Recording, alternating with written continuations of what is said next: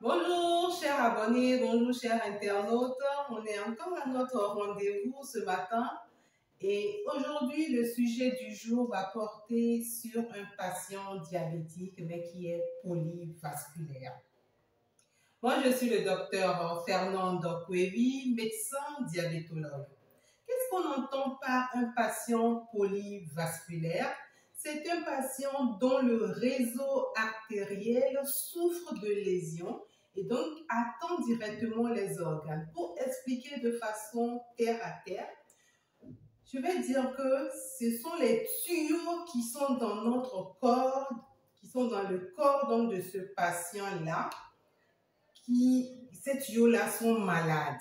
Et on sait que ces tuyaux sont reliés à un certain nombre d'organes, notamment le cœur.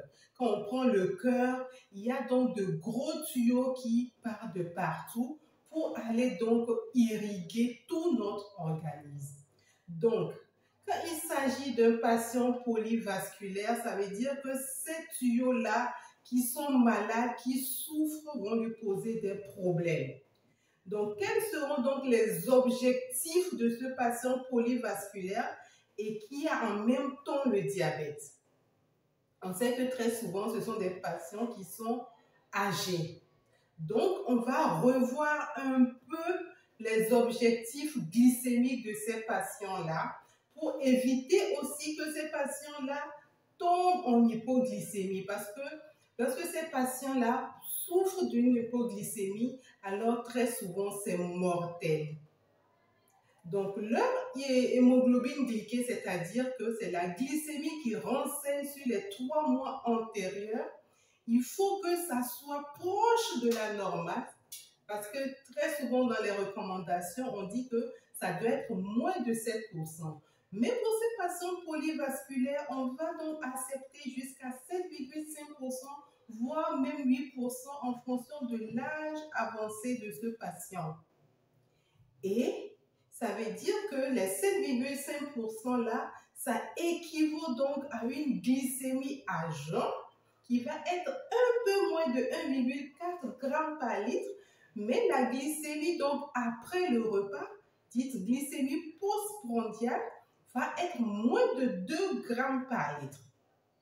Ça veut dire qu'il faut qu'on surveille tout de même ces objectifs glycémiques pour qu'on ne soit pas trop éloigné. Parce que quand la glycémie, quand son diabète également ne sera pas équilibré, alors le risque encore des complications seront au rendez-vous.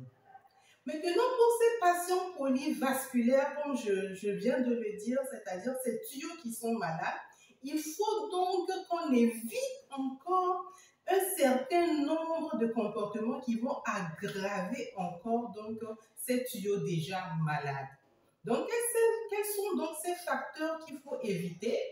Il faut donc que la tension artérielle de ce patient-là soit équilibrée. Les chiffres tensionnels doivent être dans les normes. En bas de 140 mm de mercure, bas 90 mm de mercure, pour qu'il n'y ait pas de problème. Parce que la hantise, c'est que les petits tuyaux, on sait que les grands tuyaux, les gros tuyaux là sont déjà détériorés. Il faut donc éviter que les petits tuyaux également soient atteints.